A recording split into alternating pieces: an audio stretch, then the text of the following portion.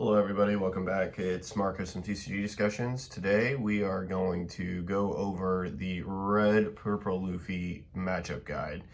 I'm deciding to do this in format on the sim instead of just talking about the cards because I find it to be easiest to do. In this video we're going to go over the current list that I'm playing, the cards I'm playing in it as of right now. These cards are subject to change when 08 comes out, obviously. He gets a lot of new tools. Pudding, for example, is a very strong tool. Black Maria is also a very strong tool in recovery, so you can spam Gear 5 a lot more. And we ramp just as fast at this, basically, as Black Purple Luffy in some regards. But Black Purple Luffy is not here till 09, so we don't have to worry about that. But this deck also in 09 is pretty insane. Let's briefly run through the list. Want to explain everything. We're still playing 4 Nami, 4 New Gate. I think this is still obligatory. People who play this at 3 don't really think that it's a good idea. This card, basically, against certain meta decks, is a pass turn. Like, they cannot really do anything to you, or it'll take you very little counter out of hand to do anything. 4 Shanks, we upped him to 4. We were playing him at 3. I think this card is just kind of too necessary for certain decks if you're not seeing Gear 5. And it almost makes me want to put Gear 5 to 4, but the problem is that you don't want to clog up with this and not see some of these other pieces. So I don't know, it's kind of weird. You could flex 4 here, 4 here. This card is just way too necessary in certain matchups. And now, for example, is one where this card super shines. Against Bonnie specifically, which is a much requested, I think like 2 or 3 people have been like, hey, tell me, how do you play the Bonnie matchup? How do you play the Bonnie matchup? I can't figure it out. How do you play it? This card is a backbreaker in a lot of ways. It can out Kid if they don't have Resonance blocker. It kills Zoro, it kills Dofi, while putting a 10-12 and forcing them to be into a really bad position. And if you have this established, which it's hard for them to remove this card without attacking over it, which can be bad if you have like Rad Beam up, like their attack values get really iffy, unless they have Zoro. And so you can do this into Kid effect, into Leader effect at 10 Dawn, and have one up for Rad Beam still. So pretty powerful. So I decided to bump him to 4. It's been working great. I've had some games where I just die with like 3 of these in my hand though, so it's like it feels kind of mid, but it's also pretty strong. 4 Clay, gotta play 4 in case you go on the even curve, and 4 Zoro in case you're on the odd curve. We want to see our ramp. 3 for Nosuke. Somebody asked me how many 2Ks. I'm only playing 7 2Ks and 2 0 cost. You can cut a Janbei for another 0 cost or for Nosuke if you want. But the problem with cutting Janbei is that it makes your Black Yellow Luffy matchup a lot worse. This card is busted against BY Luffy. So yeah, 3 Gear 5. It's not a card we want to see until we're ready to play it. So we played it 3, so we want to see it in the game, but we don't need to see it right away. And if we see it right away, we're fine. A lot of times I end up searching off Nami, which is cool. 4 Sanji blocker, broken for the Gear 5 play. 4 Queen. Max consistency piece, and on the interim where we don't have Kid, this card is like a really good play on the even curve, right? So you can go Clay, and then go to 5. Next turn you go to 7, and then you can play Kid, not Kid, but Queen, go down to it's 7 to 6, but you'll still have 2 Dawn up. You can leave 1 up for Rad Beam and swing 7 with lead while having that blocker. And this card can just turn into attacker, or just kind of sits there as like an interim play. Like if you play a Kid following that, or a New Gate, because it's still in the right curve, because you'll go from 6 to 8, ramp, go to 9. You then have an 8K leader with a blocker. And that right there, that position feels really bad for a lot of people. Still for Law, we want to punish our opponent's hand. This could be another card that you cut for either another 0 cost or another a 2K, but I just hate greedy decks. I hate NL. I hate that they have like a billion cards in hand. I hate that, Black Yellow Luffy just gets to have a lot of cards in hand. And this card is really strong against Black Yellow Luffy for sure. You can play a slow game against them, build up your board, and just rip cards along the way. And this blocker is really nice because unless they out it with their Luffy, and they take their own life to do so, they are just subject to this card the entire time. For Kid, still easily one of our best early game cards. It's not close. I realize we have like a lot of bricks here between like this, and this. That's what the zero costs are for. But I can't stress how important this card is. If you don't see this card on the even curve, it's really bad. Even the odd curve, right? So you go 5, 6, do this, so you'll be at 8, and then go to 9, and you have a couple up for Rad Beam. It's still really strong. So something we want to play it for. 4 Rad Beam, 2 Jump Bait, and then 2 Gum Jet Gatlings for a 0 cost. We play this one because it has a ramp effect over Bad Manners Kick Course, okay? So I have a lot of decks here. We're just going to start here at Boa. And we're going to talk about basically, you know, maybe I should just bring up a whole nother, we'll see if I can bring up another window. Yeah, we'll just bring up another window and then we'll minimize it so we can just flip back and forth between the lists. But should have had a little bit more prep. Simply pulling it out. This way we just have one that's like always on the red purple Luffy. Testing some red green law lately. So okay, so Boa. This is not my current list. I have definitely changed it a lot. This is just like some basic shell that I made. I went very far away from this list. Like this is Perona and everything else.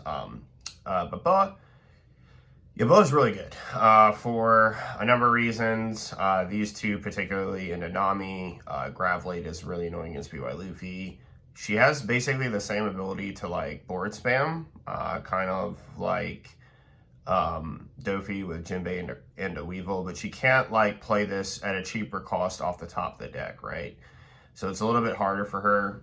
She has to methodically plan out her turns and basically play an advantage game of removal. And she gets a lot of value when she gets a 10 on with these two cards. Either the Kaido being a draw 4, which just greatly replenishes her already semi-consistently high hand with that extra draw per turn, or this bounce Kaido, which against Bonnie is incredible because their entire 8-on turn play for Kid is just completely nullified. And then this card right here, the Perfume Femur. This card right here is, I think, a mandatory 2 of in either Blue Dofi or Boa. Boa less than Dofi, but both of these cards right here are huge problems. For the deck. This deck right here, there we go. We'll just go down to the bottom and search whichever window we want. Okay, so this deck right here auto loses to boards that go incredibly wide, but then can like boost their attackers up to get at you. This is why we play Kid and Newgate at 4 apiece, because basically going wide boards are a lot weaker against us. In the matchups against Boa and Dofi specifically, Jinbei playing out any other card, even if it's like this guy, can be a problem. Because when they play multiple bodies out at the same time per turn, they basically then, for very little Dawn allocation, get to ping our hand down or force us to take damage until we can get to our big guys. And it's not that we're slow, it's just that this tempo is incredibly fast. And unlike Dofi, sorry, take a sip of my coffee. And unlike Dofi, none of Boa's cards come in rusted, which is kind of a problem. At least in the Dofi matchup, when he swings, plays Jinbei to play Weevil, which is like literally best case scenario. Shouts to that guy in the 3v3 tournament in Japan. He blind Dofi'd effect into Jinbei and hit a Weevil out of hand. It was just disgusting. But yeah. It's like, I'll just put it to you like this. Like, if they hit one of these into this, it's okay. If they hit back to back of this, you might actually just lose the game. Reason being, primarily, is that we have 0 removal. We don't do anything to our opponent's cards. We can attack into them, but our removal is extremely limited. We do have the Shanks, but I mean, that's obviously a late game play. Our Newgate here can only really affect 3K or less characters. And so other than these two, we're not really removing bodies. Most of the time, we don't care. And the other thing that's also very obnoxious about playing against Boa and Dofi is their hand size. When she removes a card, she's going to draw a card, which most of the things in our deck she can't remove, right? Like that we're going to be playing. Like once we get to our mid game, like they can't remove this without Red Rock, they can't remove this without Red Rock, they can't remove this without Red Rock, they can't remove this without Red Rock. Everything else is pretty much subject to hit, but a lot of the other cards that we play in the deck, like we're not really playing this, we're not really playing this, unless like we do like a Gear 5 play and we need to like be defensive about it, right? We will play the queen, but like if we're playing queens constantly, that means we don't have these cards, which is it's a bad game for us, right? Law, basically they play outside the hand realm of this all the time. And furthermore, their 2Ks present kind of a problem. They for 8, 11 2Ks in this variant.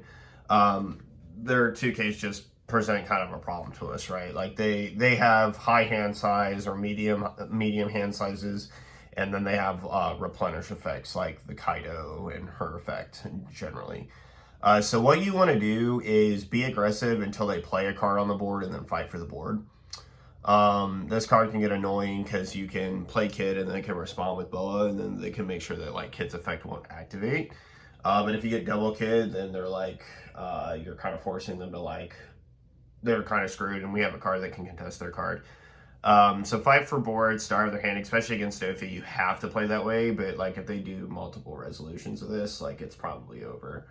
Unless like they just don't really attack you. Because a lot of people just don't understand when you play against Red Purple Luffy that like, yeah, like you're not developing anything, but what you've already developed can be hyper impactful, right? If you, my developed, like if I sit down against Red Purple Luffy, I just get bodies on the board and swing at what they're at. I don't ever go over, so like their rad beams get like literal minimal value. So it's really tough. I'd probably say that blue is generally 60% favored into you. 60-40 minimum. And this includes her. The other thing is that Red Rock is a very big deal. So for example, at 10 Dawn, if they have like Jinbei Weevil and then they can Red Rock and she draws a card and then plays both of these and draws another card, she just established bodies that like affect your tempo and then like got rid of your board, right? Grab Blade, fortunately, is pretty useless. So if they draw a bunch of these, it could be pretty bricky for them. And they don't have like any discard outlet effects that like really help them. But when it comes to Red Rock specifically, like this card is like kind of really good against our Newgates, right? Like our deck is designed in a way to like beat our opponent's face in and then like follow up in a checkmate position over this. And they also just have annoying tools like Dofi Blocker, which gets under Newgate, gets over Newgate, I should say. And then these two. We have absolutely zero answers for these two other than to attack back at them, okay? And that, it's very, very much a problem. This card's effect doesn't really hit us, but this card drawing them 4 cards just basically ensures that they may not die that turn, and then they can just kind of counterclap and like, you know, swing 12k at our 9, which is still costing us you know, at least a rad beam. That's including if they didn't allocate like 1 Dawn to make it 13, which is kind of a problem, right? And that's provided that we have, you know, the Kid and the Newgate freshly played. And like I said, the fact that they can Red Rock and still Jinbei Weevil is like really, really strong, right? Like if I play Newgate, they Red Rock, and then I play Jinbei Weevil, it's like, okay, play another Newgate. Okay, play another Newgate. Like that's basically what they're gonna put us in the position of. Even if we get to swing 8 and they like take it or counter out, they have 5 life. Like they can survive a little bit before Gear 5 gets into an effective range. So yeah, I just think that blue, mono blue is primarily unfavored. We'll talk about Reiju here in a bit, but mono blue is pretty unfavored. Just so you're aware.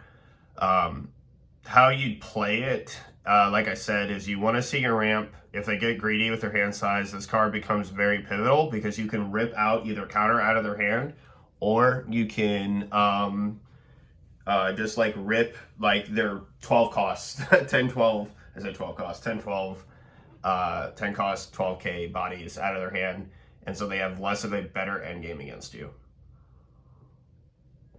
Good news is that they do have dead cards. Pudding and Gion don't really do anything. Gion, I guess, kind of hurts if they play like Rad Beam. But other than that, it doesn't affect you too bad. But obviously the name of the game is to be as aggressive as you can, force them to counter out. If they play cards to the board, right, it still may behoove you to still go at life and kind of ignore the board. Because again, you eventually develop big swings that just cost multiple cards out of their hand, and without like Boa specifically, if she's not able to remove the kid to get value out of it, that's fine. The good news is for us, Bond Clay is pretty annoying. All right, I have another screen for it. So Bond Clay is pretty annoying in the matchup because they don't have like Lord of the Ground removal earlier in 3000 Worlds. When you play this on curve for ramp, you basically say, now Weevil, 2 Dawn attach this is going to be an 8k swing at your life. And so you can kind of like save this until like the later games. If you hit the even curve of Kid, Bond Clay, Kid, Newgate, basically like they don't want to spend Gravity Blade to get rid of this one card. So it's basically going to kind of sit there. And then this card can kind of turn into like a counter pressure card against their bodies when they swing at you. So just keep that in mind. Don't swing at this right away just because it gets value. This is going to be kind of like your counter check to their plays. Same thing with this card.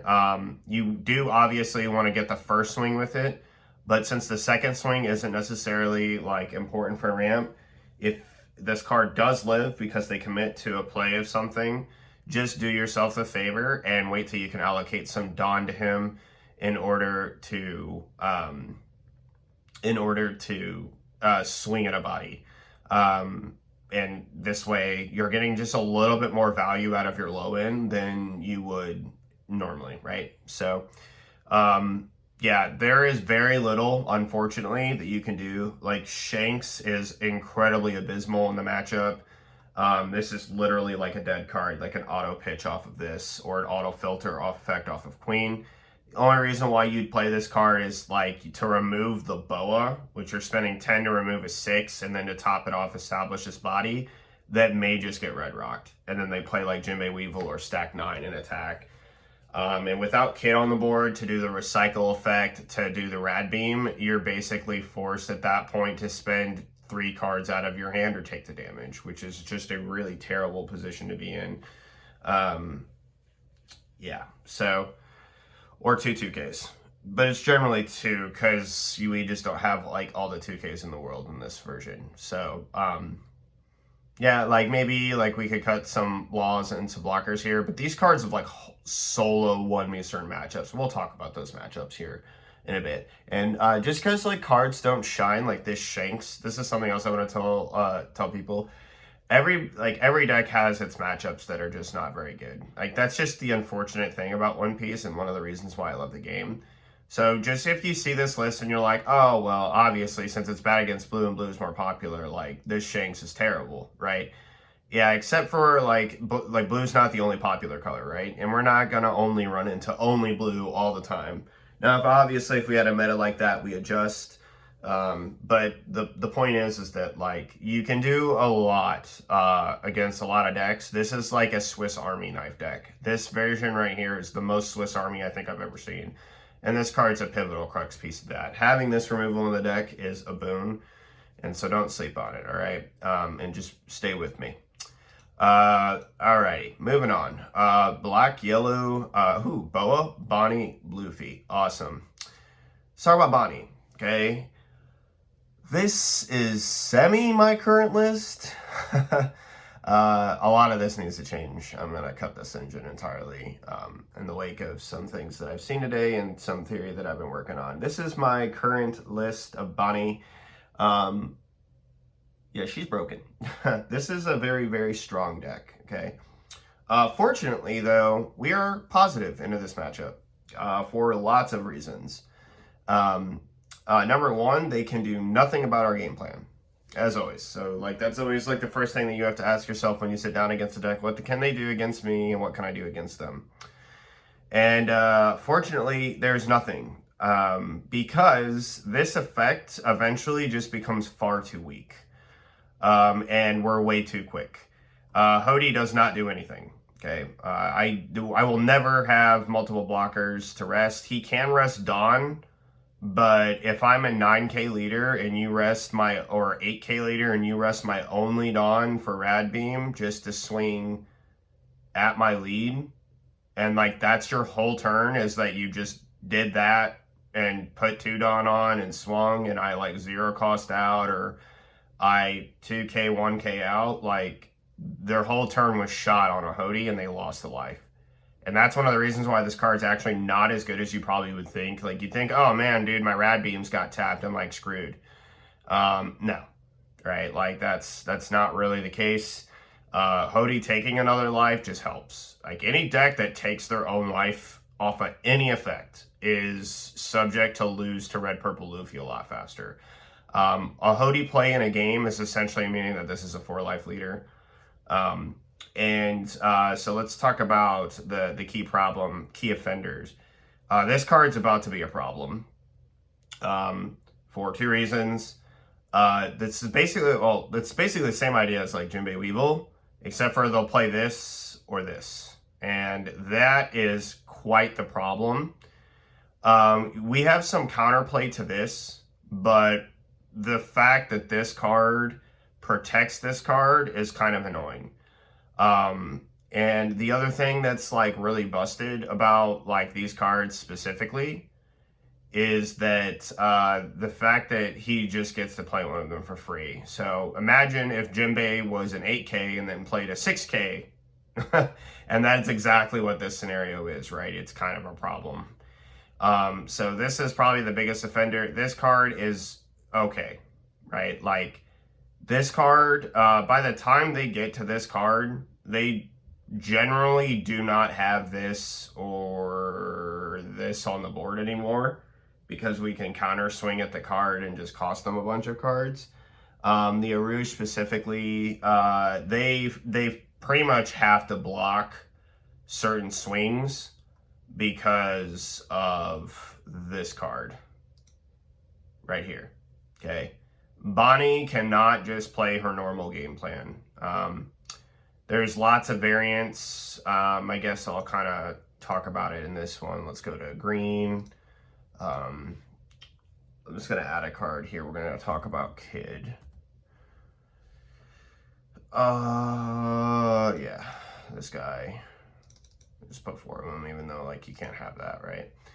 So this kid, this guy right here is kind of like the biggest problem. But the issue is that I become an 8k and I have 10ks that swing at this, or like a 10-12 that like removes. This card is a problem, but also we have Shanks. And if they don't have Rosie Blocker next to the Kid, it just doesn't do anything.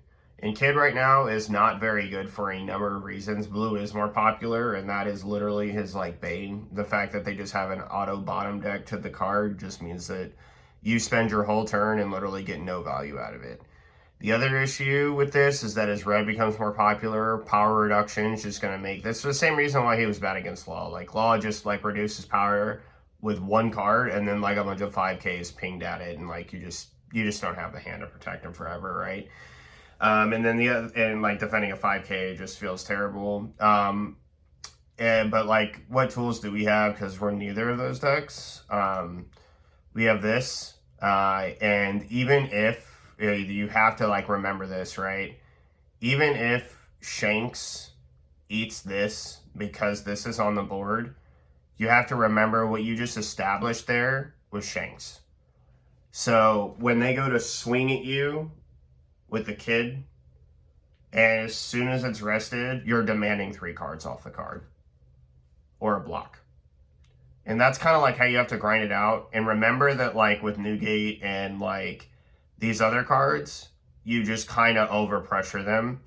The other thing that's like super powerful in the Kid is this. If you're in a relatively like safe position to gear 5 for the turn, you can really hinder the fact that the kid can be protected over the course of 2 turns with a 12k staring at it, right? So like, let's say I swung Shanks at it, they did the thing, right? And they blocked, but it's like now completely unprotected and I have like 2 life. I can literally next turn swing 9-10, leave one out for 9-12 at the kid and just cost their entire hand to protect it. We are a little bit slow on the Dawn recovery, like remember that. So if their counter response to that is Zoro, like you are in a heap of trouble. But in general, like our Shanks is just really, really MVP in the matchup. It's very, very difficult for them to establish cards that have a lot of value. Certain cards of ours get weaker as their cards are weak for us against us in the matchup. Cavendish is somewhat annoying because he's a 6k, but the problem with Cavendish is, and this deck in general, is that by the time you start making your leader 7 or 9k, or 7, 8, or 9k, these cards start to see a diminish in value of return. And that's due to the fact that, like, once they play the Cavendish, they're then looking to play Basil. Then they're looking to play this. Then they're looking to play this, and this, and this. And so their turns just do not have, like, a lot of high impact value Dawn swings at your leader. Like, they're not going to openly swing. Like, unlike Doflamingo that'll play a 5k and swing, there's no way on God's green earth they're going to swing with a Rouge, right? If you make your leader a 7k and just swing at a Rouge, like, they just basically have to let it die or they're crazy. I've had Bonnie players try and do that and they'll auto lose because guess what? They won't have cards in their hand. Hody, we already kind of talked about it. He's like really bad in the matchup. But basically you want to see your ramp curve, right? If I do not have either of these in my hand, I will auto mulligan for them. Obviously play around Bonnie's effect. Sometimes in the early game, they will like these are some things that Bonnies can do to like misplay. Like number 1, they can like play on, like they'll force you to go first, right? Then you'll play your Zorajiro after you swing, obviously, if they have a Dawn up. And then Luffy will swing at their life.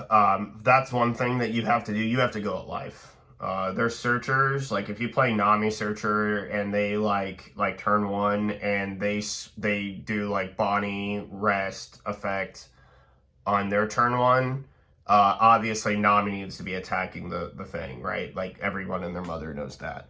What cannot happen is you basically pass an entire turn without attacking their life. You have to just basically go at their life and kind of start paying cards out of their hand. But on the follow-up turn from that, if this swung an arrested card, obviously you swing with lead and then you play down Zorajiro. If they have a Dawn up, obviously swing lead and then play Zorajiro. If you're on the even curve, obviously swing lead, play Zorajiro if you have him but not Bon Clay. And this plays around Bonnie's effect, which the ramp is far more important than you attaching more Dawn and trying to inflict damage. What you're looking for is cards. If they take the life, great. If they don't take the life, great. Because at the end of the day, your bodies just get so big that it's like, oh, I rested a Newgate, but there's 2 more. Oh, I rested the Newgate, but the kid has to swing. It's just bad, man. Like I'll play Newgate, swing, like for example, let's say that my board is like Newgate, this, and leader, right? Okay, so I make my leader a 9k, they rest my leader, so he doesn't get to attack, but I still swung 8, and then brought a Dawn back, right? So I still have 2 up for Rad Beam, and it's like, I now have a 9k leader, and they like rested my leader and they stopped an attack that, sure, but what happens when the follow-up turn to that is another Newgate or another kid, right? Or Shanks. At that point in the game, they're like, I'm running out of cards to rest that even, because like the attack value of these cards is just way too high. So like at the end of the day, you eventually kind of you should just overwhelm them and their blockers can never swing at you. If they swing at you with their blockers, you auto get to just swing at them for free and tax more cards out of their hand, which feels very, very bad. And they can never go to 0 because of this. Take a turn, Diablo Jambe 16 is just death. It's the same reason why our win con here actually just seals the deal against Bonnie in certain game states and makes it impossible for them to even win. And they have no high-end removal. I guess I should talk about 10 cost Dofi a little bit and why the card is completely lackluster. If they have no Arouge or Cavendish on the board to untap, which sometimes they do, let's just say most of the time they do. Let's say that's 70% of the time they do. If they don't, because they feel that they've been pressured down enough and they've been forced to block with these cards, just mind you that playing this card is an auto skip for them. And if the response to this is Shanks, the game's over. Right? This card needs to get value by living, not just tapping everything that's already tapped. Because it does, like let's say that I pitch the same scenario to you that I just had, right? Let's say that into 10 Dawn for me, I have an established kid, I play a Newgate, I swing with kid, which is what you have to do. They have to rest this, they can't rest this, but maybe they will because they know that you'll attack them and then they can Dofi these 3 cards. Now, if the response on the following turn is this, they're shot. It doesn't matter. Because now the 12K is here, right? And he's now going to be the card that's swinging at everything. And and then what happens when, I play that out the board? If they spend a whole nother turn, because remember, you're a 6K lead, the leader just can't swing at you. The blockers, they don't want to swing at the blockers either, right? They basically can't. Just imagine having to attach a Dawn or a Rouge just to swing at the leader base. That's the problem. Rouge attack value gets way less. Even Basil. Being a 6K, that means 1-2K gets out of the Basil swing. So the issue is then following that turn, if the response to that following turn is Newgate or Shanks to that other Dofi, let's say they just have the consecutive Dofi chain, you now have way too many cards on the board for them to worry about. Right? You have completely overwhelmed her. She don't have the resources. The next play out of their hand better be Captain Kid or they auto just lose the game. Because you'll have 10, 12, 10, 12, 8, 9, 10, 7, 8, plus 7 at least if you're using this effect. And if all of these cards get to untap and go at life, the game is over. That's the point. The turn that they don't play Dofi after Dofi after Dofi after Dofi, and you had you just needed one curve response of Shanks for it to be effective, it gets super bad, right? They get you'll have way too much, and then if this is in the background of your hand, you can just possibly win the game outright off the pressure that turn all these cards on tap. That's the dangerous part, is that it's not that Dofi doesn't buy them time, it's that they can't do anything about it. Even if all of these cards were tapped, right? I still then have an interim turn where this is going to get a free swing, even if they consecutively Dofi tap all 3 of these again. It just doesn't matter. It's essentially a pass turn that doesn't do anything, because when the Shank swings, there's nothing for them to even... If they consecutively Dofi you, when the Shank swings, there's nothing for them to tap. This 10-12 is getting whatever value I'm getting out of it. And then if my response is to play another one after the fact, then it's lost. There's nothing they can really do. They basically would have to have all 4 of them. And if you responded and got rid of 2 of the 4, oh, dude, no. Because something's going to get untapped eventually. It's 1, 2, 3, 4 cards. Yeah, something's getting untapped somewhere. And then this card's also very menacing in the late game. Don't sleep on this card's value. Sometimes playing Queen into Bonclay and then having leader effect up, if there's another minus effect like this, is very good. Also, Bonnie takes a lot of life. This card becomes very, very annoying. Can't sleep on this card in the matchup either. Also, it being a blocker is really, really strong. If you get to all that board state nonsense and you have one of these blockers on the board, they're very sad. So that's pretty much how you play the body matchup. You kind of just need to overwhelm them with these. And then once you get into a game plan with this, like it's kind of like, yay.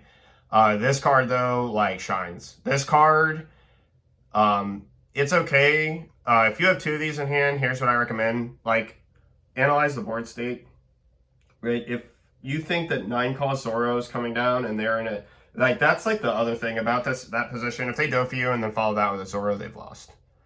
Because then all these cards will turn sideways in Gear 5, and then, like, Zoro's just not going to get the value. But you also want to save this card if you believe that, like, Zoro is constantly going to be a threat. Like, if they play Zoro and you Shanks it, and then they're like Zoro and then you Shanks it, it's pretty good, right? And so that's the kind of tempo that, like, we need to, like, make sure that this card just doesn't annihilate us. If this card sticks, you can pack your bag and go home. This card, you will not survive this card. Only way you do that is if you have a 9K leader and they decide to start swinging 12s with 3 up for Rad Beam. That's it. Other than that, you have no hope. Absolutely no hope. If this card gets to 16, I don't care who you are or how big your leader is, you're dead. Same reason why it's good against Black Yellow Luffy, it's good against us. Let's move on. If you have any questions about this, not this list specifically, but like anything, just let me know in the comment section, right? Same thing for any of these decks. We'll talk about Dofi here in a second. So Black Yellow Luffy. I think Kuzan. Let me change this, and then I have my exact list. Kuzan.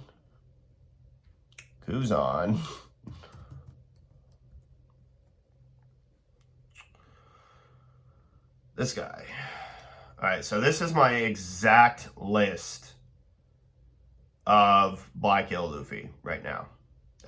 You can put it in for the book for the TCG discussion show. Okay, this is my exact list. This deck cannot beat us at all. This is basically an auto win. At no point are we ever out of control of the game.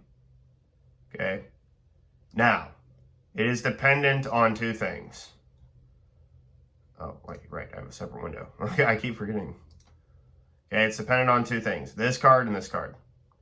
If we see both of these cards in the game, they auto lose. If we see this card, they still will auto lose, depending on what the board state is. You never have to attack them at all. I mean at all. At no point do you ever need to attack them. Okay? At no point do you ever need to attack them. Just hear me out. At no point do you need to ever attack them. In case it hasn't sunk in, you don't need to attack them. Because of that, you basically get to free curve into all these cards. This card needs to attack to get value. Guess what? It's a 4K. So that means that when I do attack to get my ramp value, guess what is not happening? They're not taking damage. Yes, they can load up Dawn, but guess what is very broken? This card, right? I will sometimes, you can attack them if it puts them at 7 just to rip 2 cards out of their hand. It's the same thing about like red, purple law, right? If they're playing Searcher, like Garp, if they're playing Garp into Event, into whatever, and their hand size is staying high and they're drawing, or they're playing Kuzan and they're like doing all these things, you just basically get to law them for free, okay? You have so many tools in this matchup that are broken, primarily this card, that just auto win you the game, and your bodies are way too big. Like, attaching 1 Dawn to a card and being able to swing at 9 is problematic, but the fact that we're over 9 with a lot of our cards at base is just the absolute problem. This card is like Plague Echo Moria, right? Because if you don't remove this card with like a Rocket Luffy, this card, I will play it and it will just sit there, right? Even if they play the Monkey D Luffy that swings 8, do you realize that if you do that, I now get to counter swing at your life? So if this card sits on the board and they're taking their own life, what you can do is just basically, so I guess I should explain why this is so abysmally bad. They need this card and this card far more than they ever had in any matchup. Essentially because if I'm able to hit them to 0, and and I take another turn, there is no shot they can win the game. Like, their hand size better be full of like 10 2Ks. Otherwise, they just lose. Like, they'll lose. So let me put a scenario out for you. Okay? Let's say that they on curve, especially if you take the even curve from them. Let's say on curve, they play this card. You haven't really attacked them, but they take a life. Remember what I said about decks that take a life against you, they lose? So they take a life, they become 8K, it's whatever. You have Bond Clay on even curve, which means your next turn, if let's say you saw a perfect game on even curve, you maybe played Nami, you then hopefully played Bond Clay, and then the response to the following turn is Kid. Okay, at Kid, right here, at this point in the game, this card is a problem. Okay, this card is now a problem for them. Because if they take a life to swing 8 and me again just to get value out of it, realize that at that point in junction in the game, that I already have a card on the board that is going to free swing at their card. No chance, no shot, no contest, it will. Okay, this is all before like other cheeky stuff that you can do to them in the early game. So this card will no contest get to swing at them, and that is before my leader swing and this card. If this card comes down, because then we'll go to 8 following this on proper ramp curve, go into 9, play Newgate, swing 8 at it.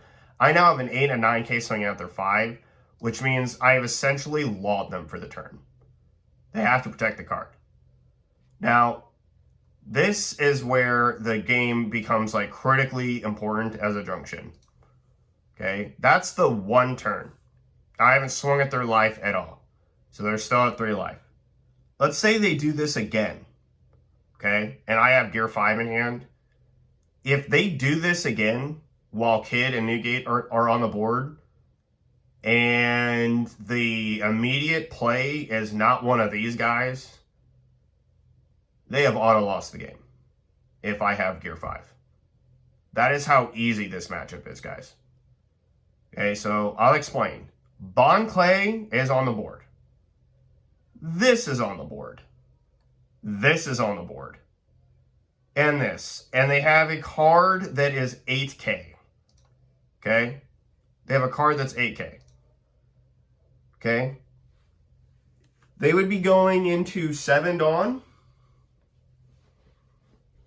Maybe 9 Dawn. So they can't Gecko you. They'd have to basically double Flampe. Let's think about this. 2, 4 is 5.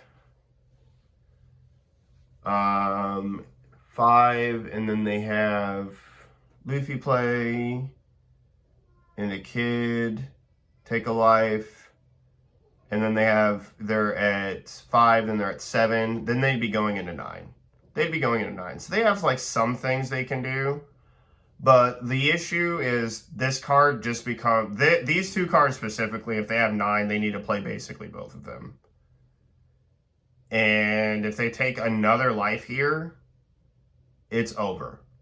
Okay? Like, it's actually over. Like, they cannot just take a life with this card anymore because Bond Clay is sitting on the board. Right? And I think that in my video, I kind of like showcased the game where that was the case. But the reason is this will be 8, this will be 8, this will be 10. Then you have a 7, 10, 12. If they don't have a blocker, guys, like I said, he needed to play Sabo. They lose. They lose. This card, even as an interim pass turn, instead of playing this card, it still may not matter. Okay? If they get to 2 life at any point, right, you need to make sure that you, as the red-purple Luffy player, are taking the last 2 life. So that's when this swings, this swings, this swings. If any of these 3 cards connect for 2 damage, the last swing at their life is either costing the blocker or it is taking a lot of cards out of their hand. Then this will be a 7K swing, followed by a 10-12. They've lost. They cannot, that is literally, this card right alone before this is checkmate. Let's say that they somehow unlock their board on even curve, do the whole gecko play. This right here is checkmate. With regardless of what's on your board. It does not matter what's on your board. This right here is checkmate. Okay? They will be at 5, and they will have to have no card. They have to have all the cards in hand because you are getting a free 15k swing past all the blockers. It does not matter.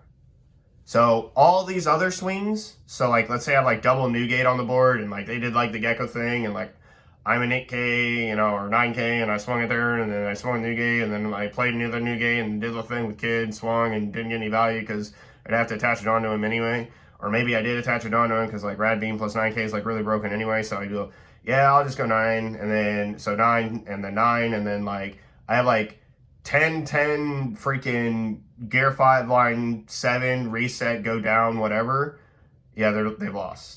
Right, so ping cards out of their hand. They like 10 swings require a 2K or a block. And if they auto block and don't bring back blockers because like they have like off baby sabos to not be able to do so, they lose. So like the matchup is incredibly free. If you're a black yellow Luffy player, there's only one way to win this game, and that is for you when you go into your making your leader to be a 9K, that you always have one extra life while you're 9. That puts red purple Luffy in a very tough position because the take a turn Luffy does not get nearly as much value because this card couldn't even swing. So the point is that like if you had a blocker, this card must swing at you to deal damage in order for this 12 to go through and kill you. Unless I have double Jambe, they're both not going through.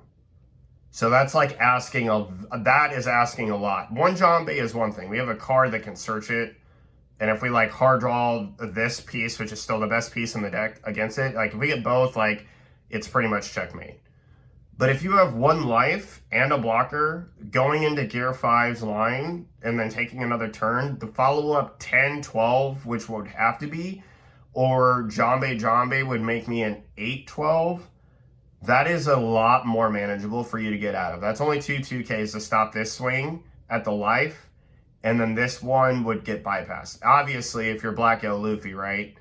If you're this deck, you can't just take the life. If you take the life and they have Jambe for the second one, like if I Jambe jam 8-year life and you're like, oh man, like, okay, well, I guess like he's got one up, you know, right? Like, I have to give him the block. I can't give him the block anymore, so I guess I'll take it instead of countering out. And then you have to counter the 12K and you just don't have it, you'll lose. So obviously, like, you'll have to do what you have to do, right? So, and at any point, if in that line, if you can block, you have to block. But having the one extra life and being 9K means a lot. How do you set that up? Oh, well, you set that up by using your babies in hand. So you basically would play a Vonkov at last life, stack a baby, do that, and then activate leader effect, play 2 cards, and then play another baby from hand. And then you can basically continuously repeat this with Gecko if you get to 10 Dawn. Because you'll play Gecko first, bring out the bodies, take whatever body off your life that you want that's there, then attach to activate leader effect, play the second body off the baby that was brought back from Gecko. And you can cycle it that way. The problem is that red purple Luffy can put this deck in a position where essentially like I'm gonna be the reason you go to 0 life, not yourself. And that's a problem, right? If you play your Geckos unprotected, they can also die to Shanks if he's healthy enough, so just be wary of that. But this card just auto wins positions. If you have no blockers, you also will lose. You must have Sabo. You can't go 9K with no Sabo. You'll die because of this card, right? So basically it's like that without not needing Jambe at all. So, and we all know what it's like to play Black Yellow Luffy and not have Sabo. So, yeah, that's pretty much how you play that.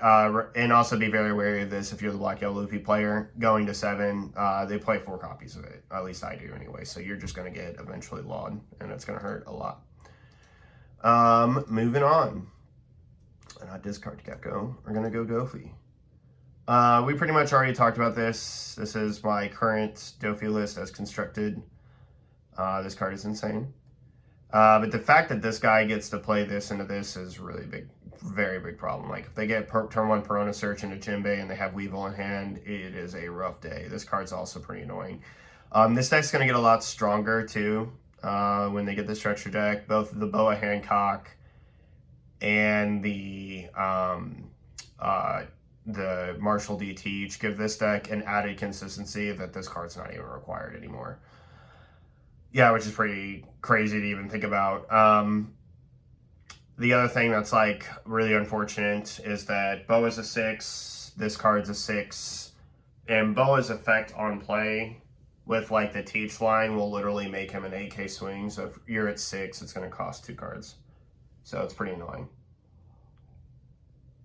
All that to say, it's pretty much the difference between Boa and Dofi is that Dofi's cards are more susceptible to getting swung at. So if you're the red-purple Luffy player, when they play the Jinbei, you need to kill it. Like you need to swing at it instead of his life. And it's okay because his hand size isn't very big. These cards, this card especially, doesn't get nearly as much value. This is only one of the real cards. And once we start getting to our big bodies, we're going to be demanding these over plays, and then our big bodies can help us counter swing at the plays. Right? But this is post-structure deck extremely unfavorable. I'd probably say it's probably 70-30 in Dofi's favor. Sorry guys, it's just honestly that bad. There's just nothing that, like, the card pool right now just doesn't exist. It gets a lot better in 09 because of the Straw Hat cards that we get that are busted. Like an example like Rush Sanji that just rests this card and gets to swing at a card that he wants for 7 is crazy. So yeah. Yep. Oh, and then the 9-10 rush Luffy is pretty good too. Pretty good. And then obviously for blockers and stuff, once they get to 0, Goldie is just going to be doing whatever. NL, you guys saw the gameplay. This is my current list. I think I would cut something somewhere for 4th category. I'd have to see what's in my list, what I cut for it. I don't think it's Gadatsu, and I don't think it's 7-0. I think it's Shirahoshi. Yeah, so I think I only had 3 at the time, borrowing one off a buddy of mine, Vic. But here's the issue in this matchup. Anel can just outright auto lose if you draw Shanks. Shanks is the most important card in the matchup by far. Him being a 12k body just makes it impossible really for Anel to even contest you. If you look at the proper curve line, if you see what you need to see, like this into this into this, if you just see these cards, you can see how Anel just doesn't win the game, right? He just doesn't. The only thing you need to remember is that if you're a red purple Luffy player and you do the Gear 5 line, if he has 1 life, his effect resets for the turn. But the problem is that all these cards are just too slow. Even this card's fast, but it's like also too slow. If I'm at 10 Dawn and they play Katakuri to like bottom deck my kid, I'll Shanks it. And if they respond with Ace, I'll Shanks that. And then once double Shanks is on the board, they have to Raigo and basically pass the turn on the heel, and it still might be too late because of what's on the board already. Like if Newgate was on the board, if it's like Kid, Newgate, Shanks, the game's over. Shanks becomes the most important card because it auto kills Ace. Nothing in the game right now that is basically played outside of blue is over 10k. So Shanks just gets an incredible amount of value over removing these cards. Yamato is probably the worst card in the matchup. This card is okay, but also very terrible. The way you have to remember is that there will just become a point where this card becomes unplayable. At no point can you play this card if they have an established board. It'll get its rush swing, it'll ping for whatever, and it could be good, but it's still not better than this. If you're at 10 Dawn and you have to play one of these two cards, obviously you're going to play this. But this card will just essentially get no value. If I play 7 cost Kid, I literally have to get rid of a 1K to get rid of this on curve. On following that, on top of it, like post that, if I have Kid and Newgate, I'm just swinging at this card, and you're just going to be forced to either trash a life or spend cards in hand or just give it up, and then you just won't be able to play it for the rest of the game. Both of these cards are terrible. Like if you Yamato and the response to that Yamato is Shanks, and then you play Ace and then they Shanks, then what do you do? Like as an L, like what can you do? You can't double Raigo them, right? You can't. There's just so many things that you would like to be able to. You can't. All your lower end removal is basically useless. Like your Nami trigger, your Luffy trigger, all of it is just, those triggers mean nothing. They just might as well go to your hand for counter. And so Anel is very unfavored into Red Purple Luffy, because essentially what's going to happen is he will just build a board that will tax your hand to 0 and then take another turn, and you just won't be able to take another turn, just won't matter. And multiple Shankses in the game, like just 2 is enough to win the game. If you get 1, it's backbreaking. Like if their board's established and you establish 1 Shanks, that's backbreaking. But if you get 2, like it's over.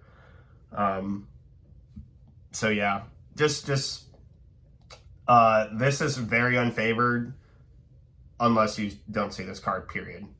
If you don't see Shanks, this is extremely rough unless you see consecutive Newgates. Basically, or consecutive Kids. Like you need to see both of these. The problem with Kid is that he can be Katakuri'd. This guy has to be Raigo'd. So the other thing that you have to do is you have to constantly put them at 1. You cannot let them, because, and I made this mistake last week at my locals against my buddy Victor.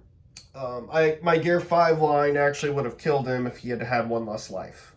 So, like, I had a turn where I could kind of control and go for board, and I did, but I should have had my last swing just go at his lead.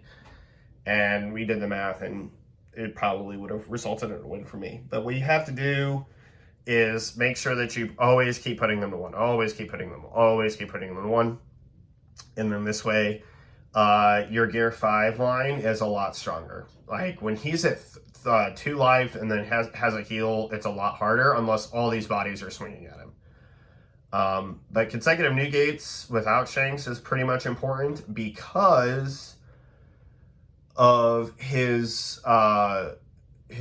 the only answer that they have is Raigo. Like they must Raigo, which is very suboptimal for them, because even if they attach all 4 Dawn to this card and swing, I'm still an 8K, so it's a 0 cost to get out, or it's a 2 and a 1, or it's a Rad Beam away.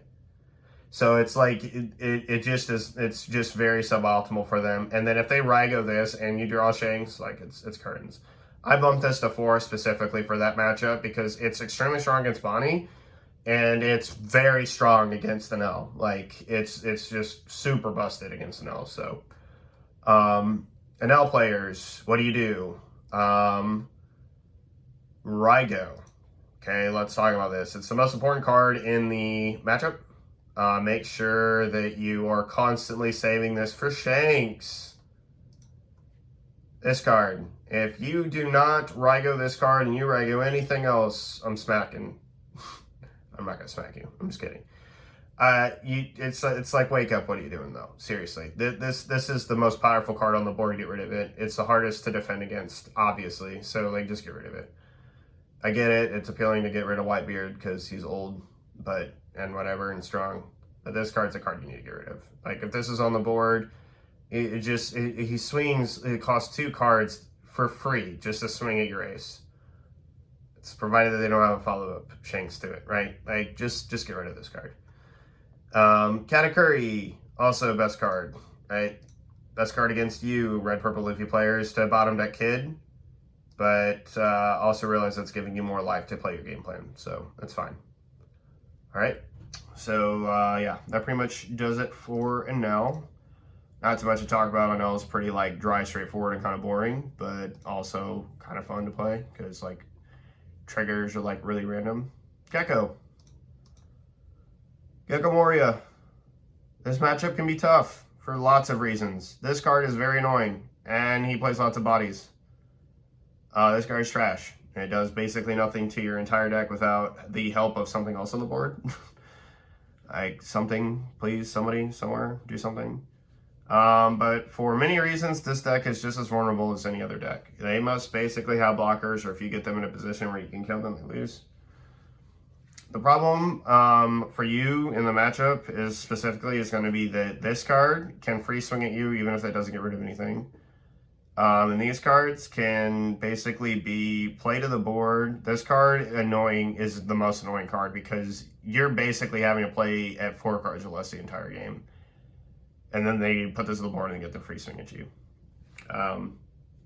Now, I have one.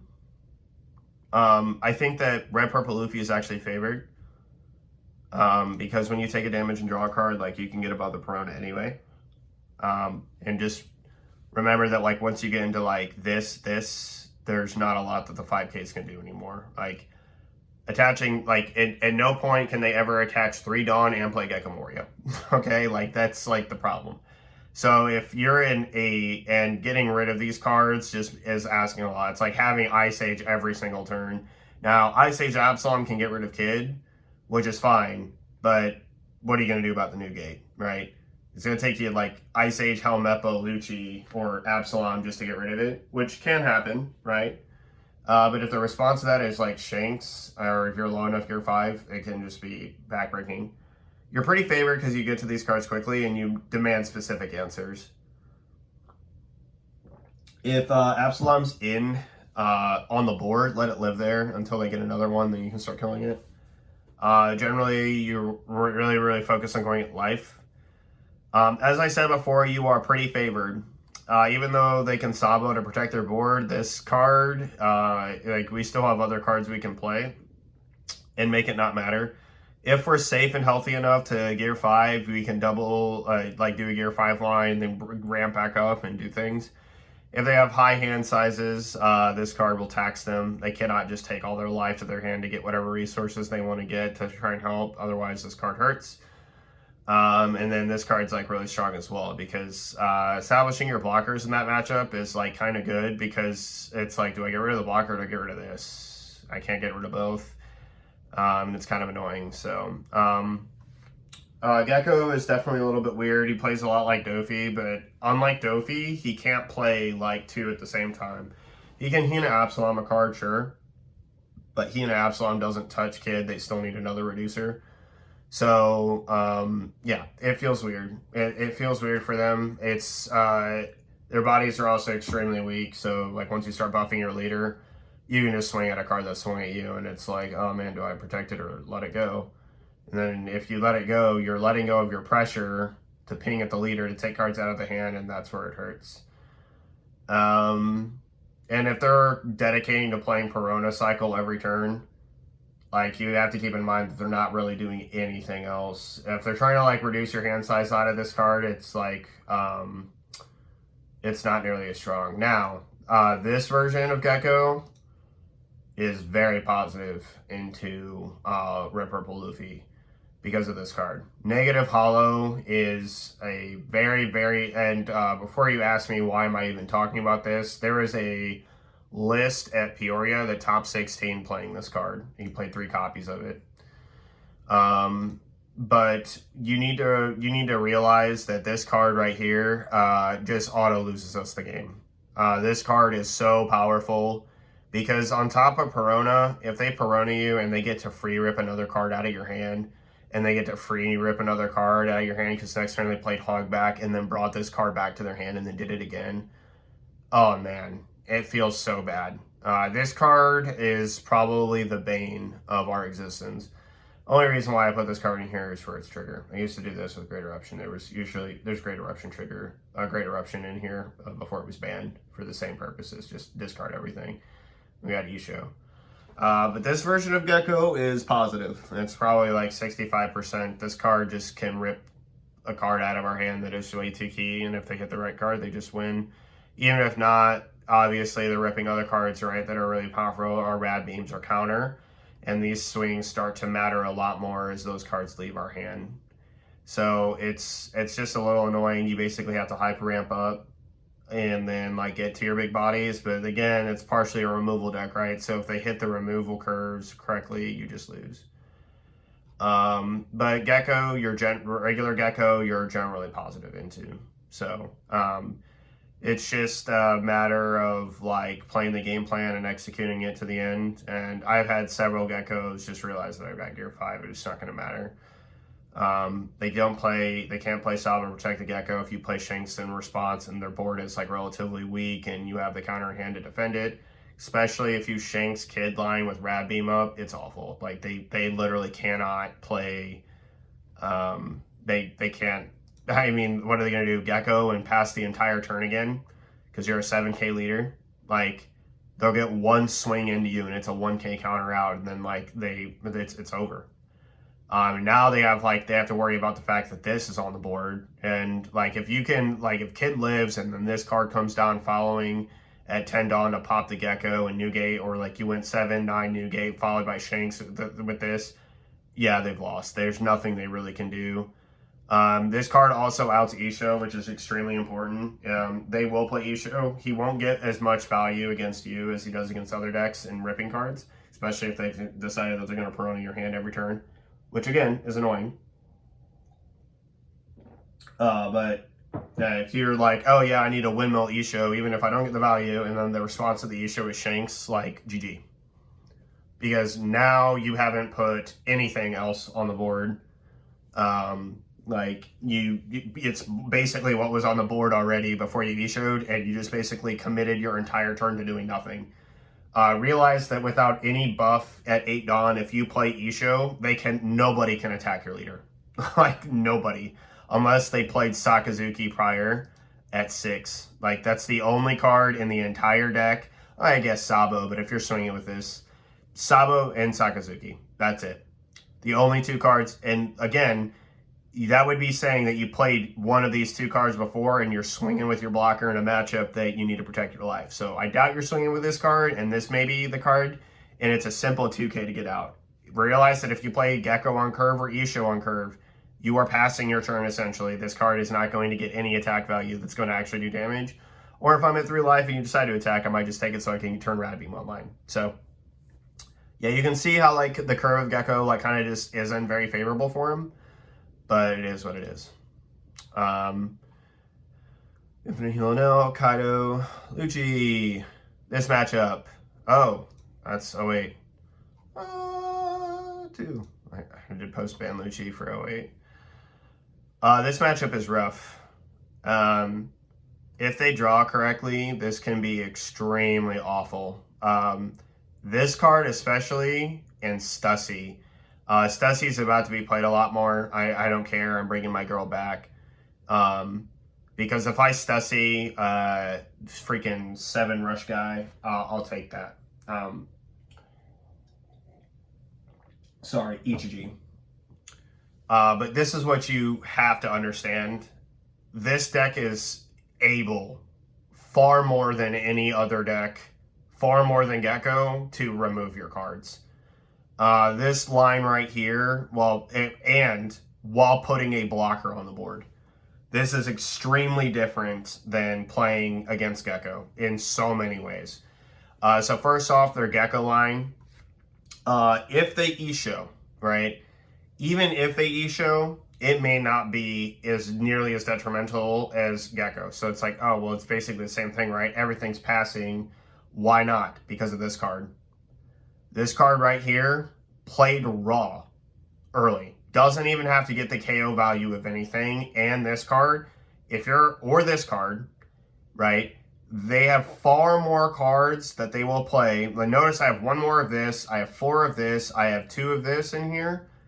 If these cards are already on the board, guess what, man? If I don't have my kid on the board to make him 7, whew. It's like they can actually swing at me and take cards out of my hand. Like, that is the issue like I said, like with Weevil, right? Like the whole Weevil thing, him being a 6K is like annoying. This card especially, bro. This card is nasty. Against you, this card with this deck, because it's a mill deck, can just get to very, very annoying numbers. Like this card by itself, without any Dawn attached, can get to 9K by putting cards to the bottom of the deck.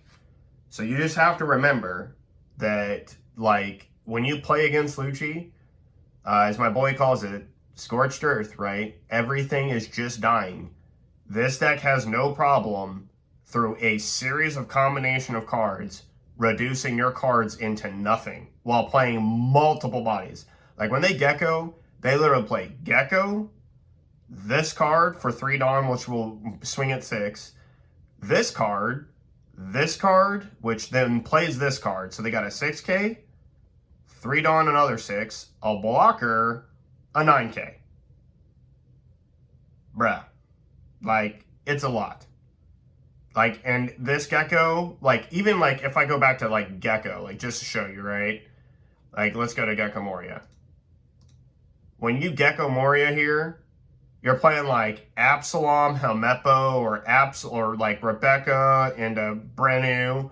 None of the cards you're playing are 6K. You just put this 1/9K on the board. Homeboy over here is putting a, Homeboy over here is putting a 6K, a 9K, whatever is also on the board, a card that takes 3 Dawn to get to 6K on the following turn, plus Leader Swing. So it's a very, very different game. This card especially makes the game very different. The combination of these two cards means Shanks is dead for 5 Dawn. Plus playing this, which can also pull this out of the trash by itself and play 6K. This is extremely different. This card is obnoxious. Okay? Later Swing, Tempest Kick, Ice Age, kills Kid, Newgate, or Kid and Shanks. Kills both of them. Yeah. It's extremely different. Like, they are not in the same conversation of, like, so, like, yeah, you guys get what I'm saying. If Isho sticks, like, if you're Red Purple Luffy, get rid of this guy immediately, or at your own peril. It's Shanks. This card demands Shanks. Like, it's not the same thing, right? Like I've already explained, they have multiple cards prior on the turns that can swing at you, right? If they play this card and Sabo behind it, and can, like, do some funky other reduction into this or this to KO, like, your only card that you played, and you can't Shanks this card, it doesn't matter what you're playing. You better take a turn immediately and kill them or die. Because if the follow-up to that is Isho Gecko Ice Age into hot nonsense, bruh, your whole board is crisp. Toast, annihilated, gonzo, dunzo, finito, don't matter no more. My bro, you are dead. It is done. So I play one of this guy right now. This whole list is going to change. But I'm going to play more Stussy. And Stussy is like the strongest card by far for Lucci in the matchup. And there's just nothing you can do about it. Like, you play Newgate, they Stussy. You, like, and the card they're sacking is this. Like, it's so funny. Like, I'll play like this matchup sometimes on the sim, and when I in a version where I have Stussy, and I have my 10 Dawn, their 9 Dawn play is like, I got Newgate, I'm 8K, and I'm just like, search a 2K after, like, play Gecko the turn protect. Okay, search a 2K, play Stussy, and then just like, what you gonna do, bud? Because, like, the other thing about Gecko in this deck is that he can play Rebecca and play a 6K. Like, that is just, it's just so good. God, I love Lucci. It sucks that he's, like, in a really awkward spot right now. But, yeah. How you need to play this if you're Red Purple Luffy, because I'm talking about this like it's pretty much unfavored. It's not. It's 50-50. Oh, but man, if they draw right, it may not matter. but like asking Lucci to draw right in a mill deck is like sometimes a tall task. So if they don't see everything perfectly, you still have chances, right? Like you do ramp up pretty quickly. Your swings are very large. Like if you establish Kid and it doesn't immediately die and the follow up is Newgate, that right there is a line that like Lucci just can't really. It's like they have like now like they're in emergency panic mode, and it's a lot different than any other deck, right? So let's talk about curve, right? So going first to Don, second Bon Clay. At that point, they're at 3. You're at 5. Next, they're gonna your turn. You're gonna go to 7, go down to 6. They're at 5, right? Then next turn you're gonna go 8, ramp 9, go into this. They're at 7. Now you kind of see the point here. Like this at 7 Dawn, they cannot out both of these cards. There's no combination of cards that let them out both. 7 Dawn, unless they had triple Ice Age or Ice Age Tempest kick, and it was live into Lucci. That is the only 7 Dawn play that they can do to get rid of both the cards. If they have that, you might as well just reach across the table and shake your opponent's hand right there. 10 Dawn, this is on the board. If everything has somehow lived, like they didn't get rid of any of this, or you had the chance to Newgate again, or play this, they will crack to the pressure. There's way too much, because this is an 8K swing. This is going, if they play another Newgate, this is a 9K swing. This is a 10K swing. They cannot, it's like block or up or die, my friend. Like, they just won't be able to handle it. And then if you play a third Newgate and nothing had been removed, the game is over. There's no shot that at that point, the game is sealed, done, matched. There is no combination of cards that they have in their deck that can out all 3 of these. And I guarantee you they're at low life if you got to 3 of these in a turn, because that's 8, 9, 10, and then 8, 10, 10, 7, 10, 12. There's no shot. There's just no shot. If you're the Lucci player, you're winning that. You're getting straight up clapped like he did in the anime by this version of Luffy. Okay, so yeah, that's pretty much how you have to play. You have to play to your ramp curve. Lucci can get greedy and have multiple cards in hand, so sack their hand with Law if you can. And my point is that you can have got to Newgate and 10 Dawn to play this card if they play like something that's like mildly that you need to get rid of on the board, and they'll just lose. All right, they just fold and lose. So be wary. You can take a damage as well in the early game. Like if they like swing 8 Lucci, you just take the first one to turn Rad Beam online. Because once you get to like 9K with Rad Beam behind them, there's no way they're gonna get your life. You are just basically asking them turn after turn out like big bodies, and like sometimes, especially with Lucci being the way he is, he just doesn't consistently see enough to do it. But just also be warned of all the removal decks that you could run into in the game. This one by far will have the easiest time of just absolutely decimating your cards off the board. Moving on from good old Lucci. Nami. Okay, I'll tell you how you beat Nami. This card.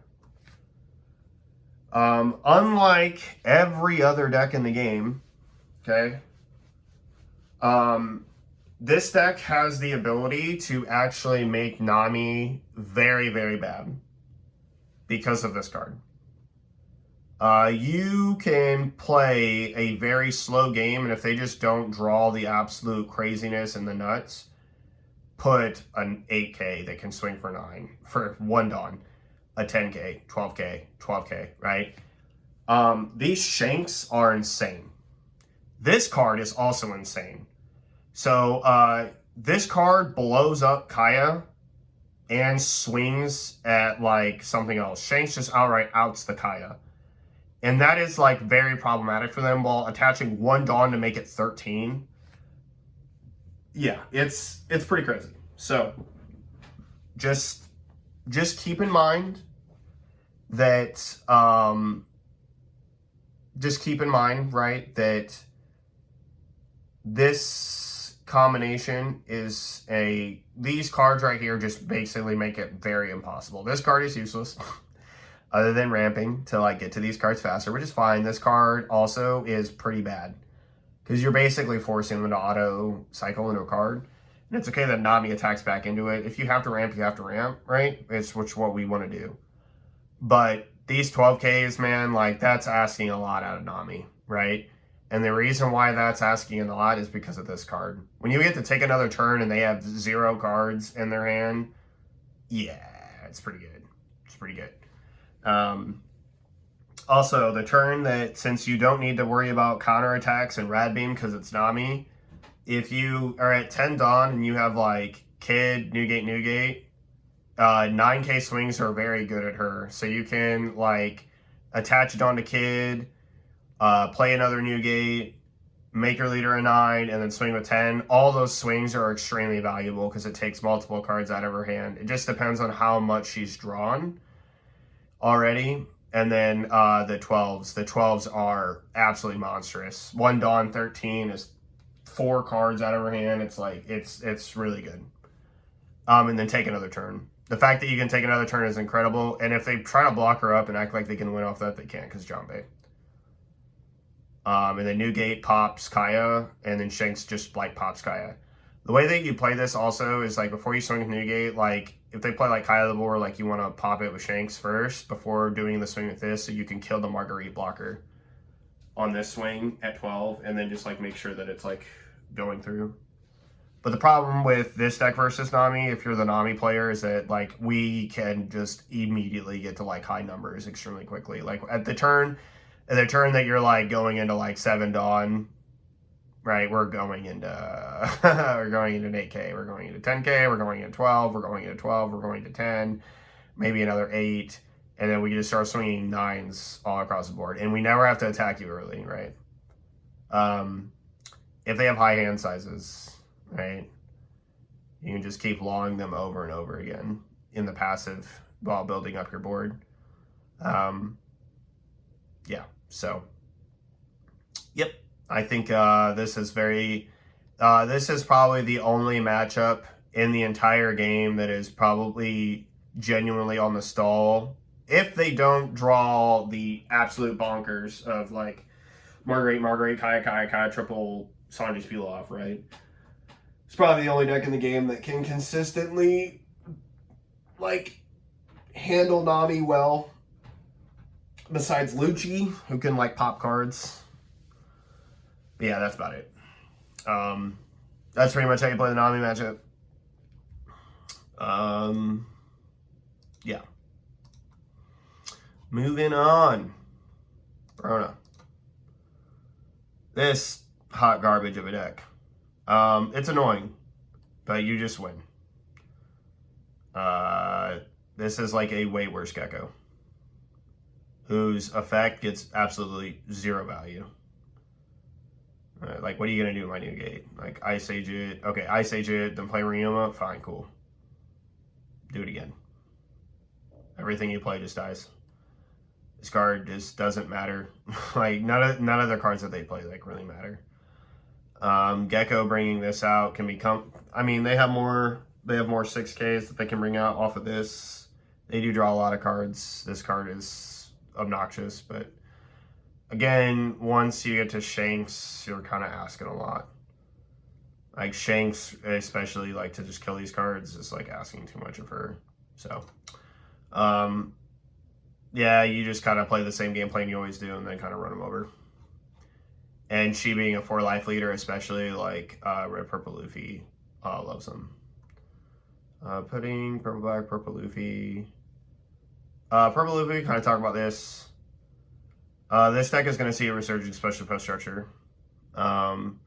This is a very dangerous deck, guys. If you have to play against this deck, like, just be very wary. If they see God Curve of ulti page 1 into this guy, and into Pauly, into Kaido, you're fucked. You are so fucked. Like, it is so bad. It's really bad. It's really bad. And then there's this card, Douglas Bullet. Like, an 8-10 that can just Dawn -4, rest any of your blockers, and swing double. Like, taking 2 life is very painful. This card right here, popping any of your blockers. The only good news for this is that we have this as well, and we play a lot more under this than they do.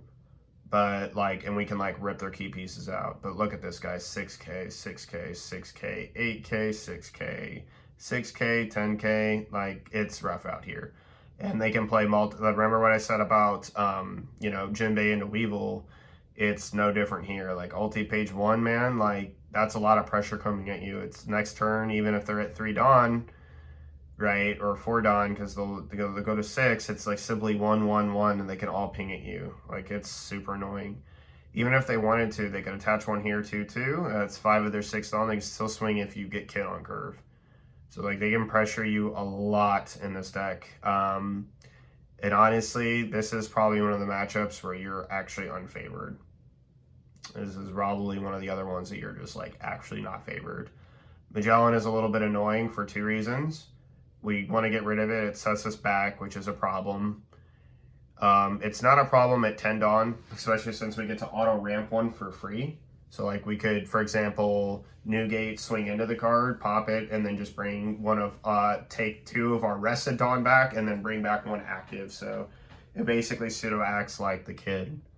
But he's still a 6K, guys. Like, there's just so many 6Ks in this deck that just are textbook trashing our hand on the way.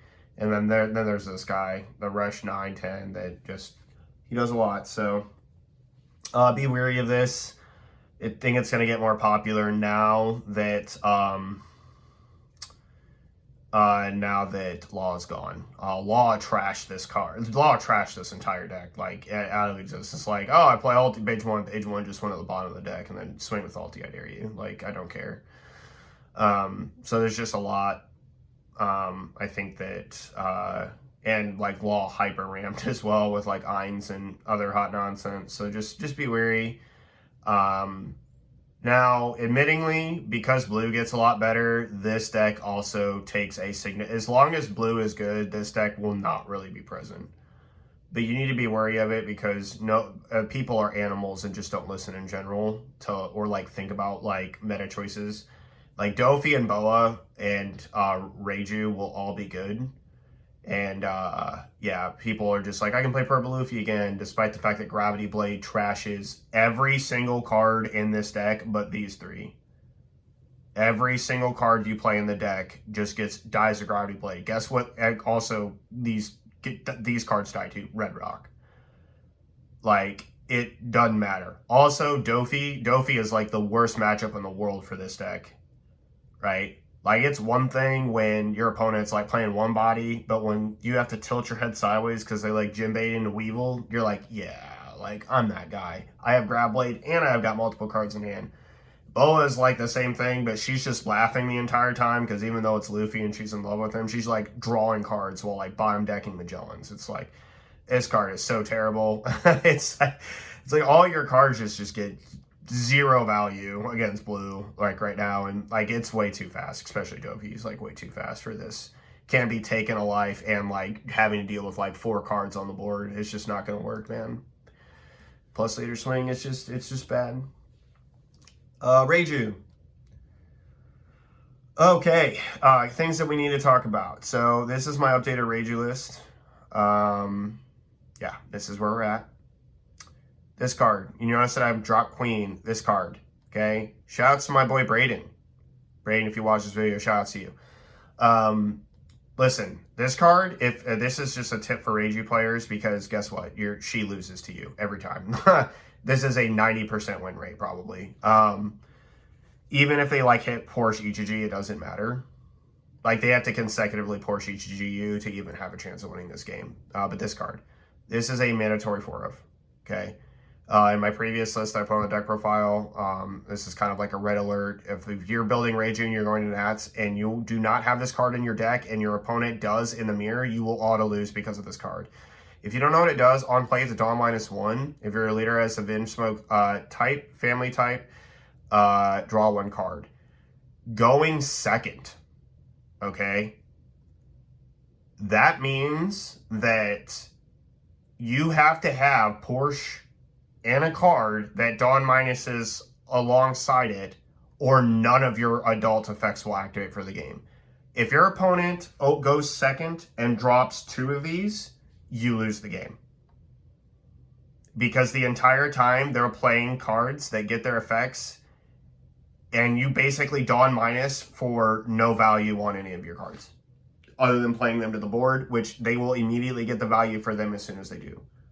The good news for you is that Porsche does help a lot with this, but sometimes, like the problem with Reiju is sometimes you have the babies but no adults, so you may have to just Dawn minus to get no value just to match them, and that's just wasted card potential. So this card is the mirror match breaker. Whoever sees more of this card will win the game, 100%. Judge, yeah. But back to why we're here, which is Red Purple Luffy. This deck auto loses to you for a number of reasons. Number one, they can do nothing about our big bodies. Okay, this is the worst card in the matchup by far. You can't really do anything to them. It does not matter what curve we go on, because guess what, dude? If you have to Niji to return Zoro Juro to my hand on curve, that it means that your entire turn means your entire turn was either spent playing that 6K, which isn't terrible, but it still might not matter. We also have Law. The cards we're trying to hit out of their hand are 2Ks. They play into this every single game. It doesn't matter. They have no choice but to. Otherwise, they're literally not playing to the best of their ability. They cannot play around this card.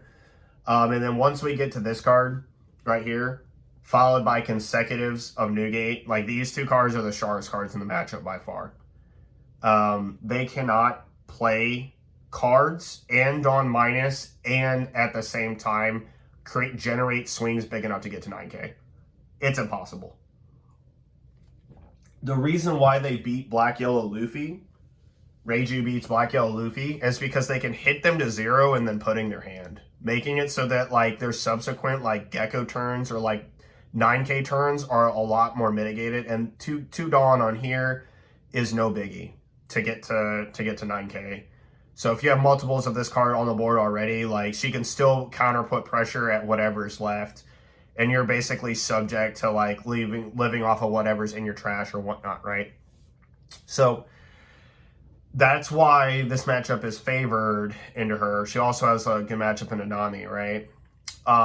But that's just in terms of 9K swings. Red Purple Luffy is extremely different. It's not just that he's 9K, it's how he got to 9K. And how he got to 9K was this, and these 2 cards are bigger than any card other than Judge, and that's Kid. And then when it comes to Newgate, he's still taller than all of them.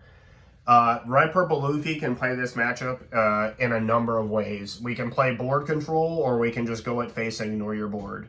And there are games against Reiju where I have literally ignored the board the entire game. It doesn't matter. Believe it or not, Porsche is very terrible in the matchup because of the consecutive Dawn minuses. So if at turn 1 you go down to 1 to play Porsche EGG, next turn you go into 3 and you do this again. Even if you do that, you only have 1 active Dawn. You don't even have an active Dawn.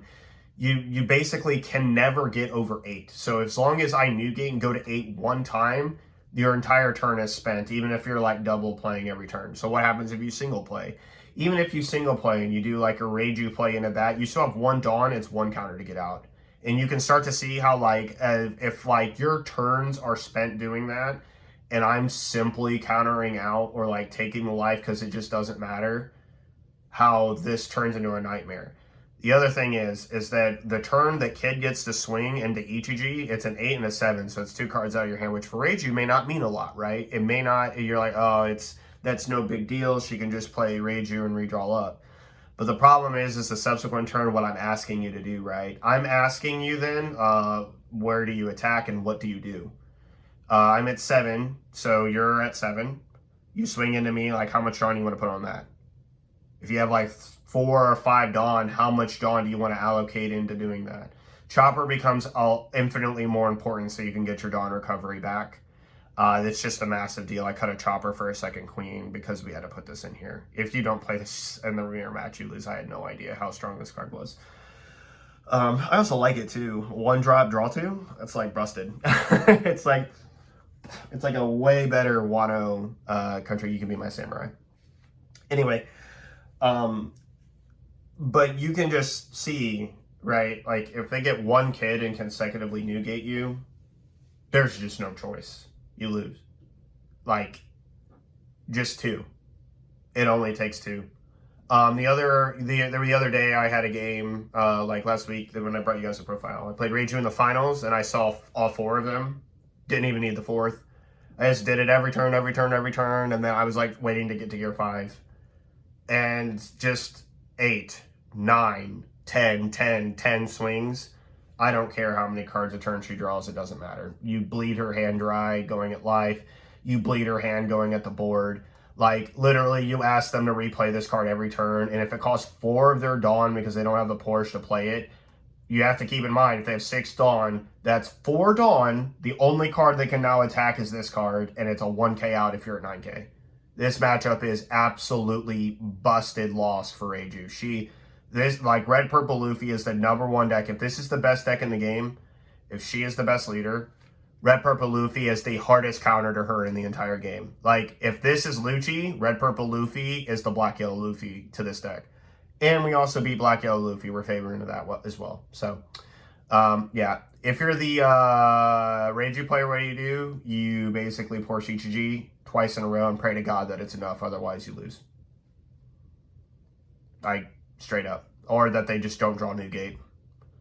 Kid is a little bit of a problem. Double Kid is also a problem. If it's double Kid Newgate, oh God. 10k? Yeah. No. Yikes. Absolute yikes. Oops, didn't mean to do that. Stop, that's our thing. The Purple Luffy. No. Oopsie daisy. My bad, guys. Alright. Let's continue on. We got to Reiju. I wish it would like auto go to where this is. Red Green Law, don't need it. Red Purple Kid. The mirror. For the record, if you play against Red Purple Kid, you auto lose. Kid Killer is like way too good against you. Yeah, there's nothing to talk about. It is just actually impossible for you. They deal 1 damage, and Kid Killer and their leader can just swing for like 10,000 and like 9,000 every turn. It's like stupid. I don't know what to tell you, man.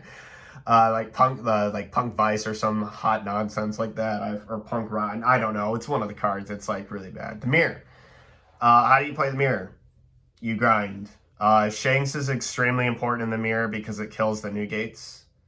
You have to realize that you can actually bait your opponent into thinking they can gear 5 kill you.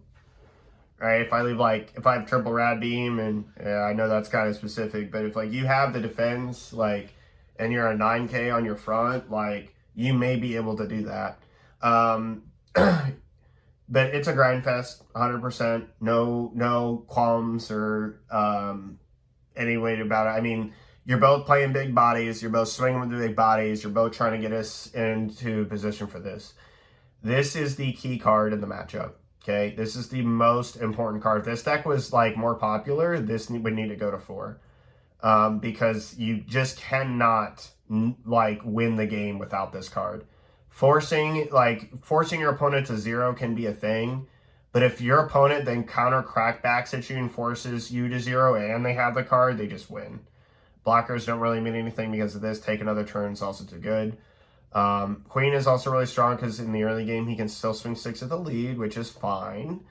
But it'll get relatively like grindy out when you start seeing kids and Newgates. So Shanks is insane because he blows both of these up. So if your opponent gets to like 10 Dawn curve, and then they can just play Shanks. Bond Clay is also super important. If you have Newgate and you need to play like a passive turn, so this is a scenario that you can do. You're at 10 Dawn, you have Kid, and they have a Bond Clay, and you have Newgate on the board already. And you have Newgate, but like you probably should get rid of this card because they just played to the board. What you can do is you can attach to, swing, And then blow this up for 12, and then play Kid, Dawn minus off the new gate, swing with the other Kid, Dawn minus off the new gate, and then activate leader ability to bring back, and you have double Rad Beam up, and you'll go to 9 Dawn. That play is really important to remember, because as you start playing big bodies, this card gets insanely strong in the mirror. This card is so good in the mirror, it's not funny. Because look what we have to do to remove it, these two. And guess what, my man? This is the only card that immediately kills it, which means this boy getting a free 10k swing when this card comes. It is serious, man. Even the Kid is serious. Like, you play Kid, it's like, oh yeah, dude, I'm a 7k. He's a free 8k swing because of the Kid, man. It's so serious, bro. So you just gotta, it's fun. It's fun. All these mirror matches are always really fun. It's like, you had a night in it, or you actually had all the Rad Beams in the world. It's crazy. It's a lot of fun. So, yeah, that's just how you play the mirror. You need to draw this card. If you don't draw this card, there's no hope. There's no hope. Also, you need to note that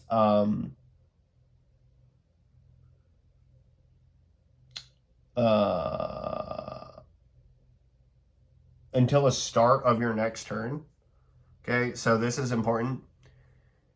If your opponent has negated, I'm glad I stopped and realized this.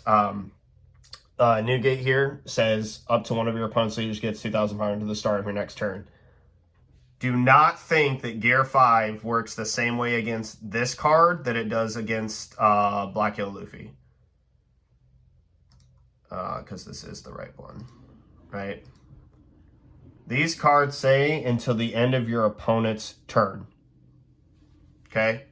So when you Gear 5 here, the damage buff falls off. The power buff falls off. Because when I end my turn with Gear 5 to take another turn, that's what's proccing it. Newgate, specifically, Red Purple Luffy, okay? Newgate specifically is extremely different because it's to the start of your next turn. So if I Gear 5 after they've played this, they are still an 8k leader. That means the 7 swing will not go through. I have to spend 3 of my next dawn, 2 of my next dawn to get to 8 of the 4 that I'll have that are active in order to win the game. Keep that in mind, because it may not behoove you if you have consecutive, that your opponent is just consecutively negating you. Like, it's a little bit different if you get Shanks, but you just got to remember that. You can't just Gear 5 and think that they're going to drop down to 6. They won't. So keep that in mind. Bear that in mind. I'm glad I actually caught that. That's actually super important. Russian L. It's a different variant of an L, but it involves 4 of this and 4 of this. Yeah, this version is trash. If you run into this, you just auto win off of being like way bigger than your opponent. They don't play as many categories. They play this card. They're trying to get a bunch of value. But for the same reason this card is bad, this card is also bad. It doesn't have protection effect. Only works when they have it 2 life. They take their own life off of this early to turn this card on, and they just auto die. But this deck is a thing. People are actually playing this. They are trying to get like some kind of like cheeky, I play more bodies of the board and kill you than you can kill me, and just swing at their board, and they'll eventually lose. This deck is annoying. I guess I should talk about this version of an L. This is Infinite Heal and L. If you take a look at this, this is absolutely Black's worst nightmare. This is a grind fest. You will literally start recycling your Gecko Morias off of like your Rob Lucci Spandine effect to beat this deck. It's that serious. So if you don't believe me about how strong this card is, if Nell goes to 1 life, play Hiyori, you're the one who should disappear, and then play down Momonosuke, put a blocker, and put this Hiyori at the life. That means that they healed. They still have, what, 2/7, 3 Dawn to swing with, and they can play this blocker. Do you see how insanely broken this version is? It is literally like life heal defense. And then you win this by like playing all the big bodies on the board and like stalling out for them. You can literally play Hiyori, you're the one who should disappear, place that in the life, and then Katakuri this to the top of the deck as well to still put a big body on the board. This deck has a lot of really good value tools, and it is Black's worst nightmare because of Kikanojo in this blocker. They are basically force scary to the Kikanojo. If they have trash effects as preferred, Broke Auto trashes the card, which is nice. It is what it is, but yeah. Yeah, it's really tough. Moving on down. Red Yellow Sabo. We need to talk about this. This deck is extremely hard to beat. So this is a variant. This is the current list that I'm running. It's a variant off of the top 16 list that was in Asia. Well, you need to know quite a few things about this. You have to be very aggressive in the early game. You cannot give this deck any time. If they start getting to this and they're at 4 life, you've lost the game. The good news about Red Yellow Sabo is he never has a lot of counter in hand. And the other good news is that the cards that are on the board are going to be very hard for him to protect. If there's a card on the board that he is swung with, and it is a card that could possibly feasibly go into his life, like a Zoro or a Kid or something else, you need to get rid of it right away. The other issue is Kid Killer. If they deal 1 damage to you, this card becomes a 7k swing and is a card that auto can be put into their life. This deck wins off of literally recycling cards that gain immediate rush value at you, taxing your hand, and then like putting it into the life and overhealing. Like for example, if they play 7 Linen, you refuse to trash a life and give them 1, and they attach 1 Dawn to this guy, either off of a Nami effect at 7 Dawn curve, or you're at 8, they attach 1 to him, or just attach 1 and then swing 7 because they can. They can put this on their life, which means they double healed for the turn. And it's obnoxious because this trigger plays, this trigger plays, this trigger plays. This trigger will automatically play. This trigger can play if they're at less life. I'm thinking about cutting Gadatsu entirely from here and just playing Nekomamushi in his place, because Gadatsu doesn't really fit the theme of what we're kind of trying to do here, which is like really be aggressive against our opponent. And then there's Shanks. Shanks is also a card that like gets, just like it does in the red-purple Luffy matchup, right? He gets a lot of value against our new gates. He gets a lot of value against our kids. So, and they can put him to the top of life. If they have Nami, they can Shanks, then attach 1 Dawn to their card here, and then put Shanks on their life, so that when you swing into them with your card, you give them the Shanks back in hand to re-KO something else on the board.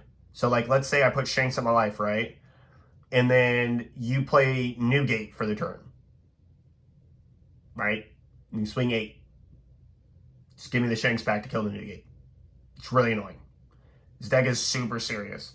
I'd actually almost say that this is another matchup you are not favored to win. You have to be aggressive, and they have to not see certain cards, otherwise you lose. Be wary of this card. He will bypass your blockers, so do not just think you can block her up and win. So yeah.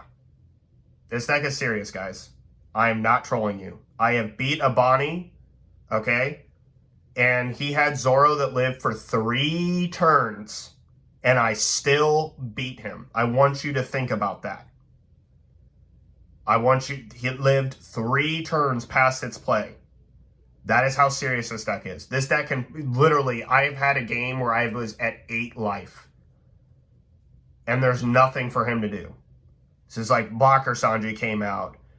Triggers everywhere that he just had to get rid of or do something with. And then like this card would come down and then just blow up his freaking kid. Like this is another reason why we could also out your favorite Nobani, because for all the same reasons we are, because of this.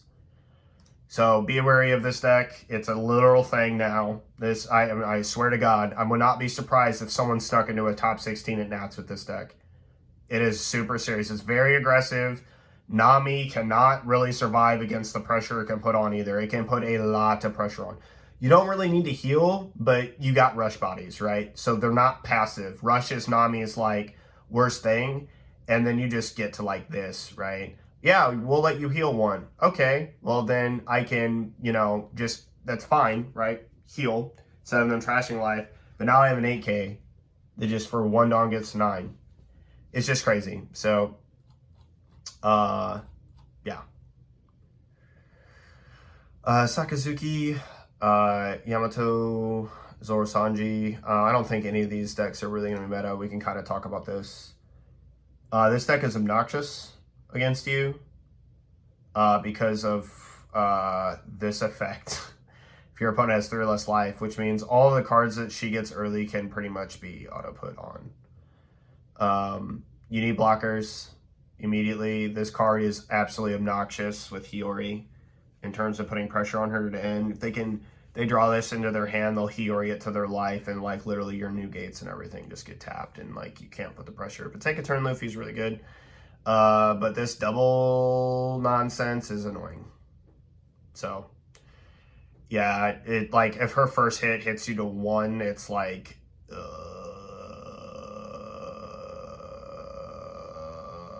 it's a, and then Hody's Hody, and then this card is super obnoxious to be played off of this in certain matchups. So, but I don't think you're going to see a lot of Yamato. I just thought I'd talk about it because like kind of counters. Zorosanji. This is my current list of Zorosanji. It's really good because it's blue, so it can play these. If we wanted to, we could play Grab Blade. We could like cut like this or something. But this is also a deck that you may have to worry about. It's extremely aggressive.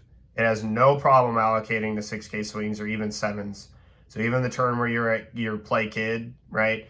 If they even curve this into this, yeah, it's a bad day. This deck draws a ton of cards because of this. Your 8Ks can be easily met with this. Bottom deck your Namis. Dofi is hyper annoying. Dofi is not as serious because we have Shanks, but it's also more serious in this deck because of the fact that if we have to Shanks and they have a board, yeah, it's pretty annoying. Yeah, it's pretty strong to say the least. This card is a card that if it is sideways and has not dealt damage to you, you need to get rid of it immediately. I decided to try playing this in the deck. Essentially what happens is if this card lives the turn, like your opponent can just auto lose. The effect of your leader says that 7,000 power less, so she's gonna need a 7K swing, and then you're gonna activate Dawn on this, and then swing, and then you're a stander again. And this just starts chunking your opponent's life into nothing. Super weak against black. This whole deck is weak against black, to be fair.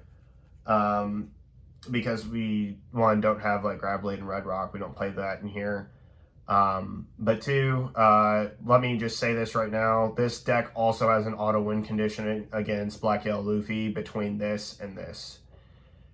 This card can just stun all the cards that attack for the turn and then swing 20. So, yep, it's pretty good.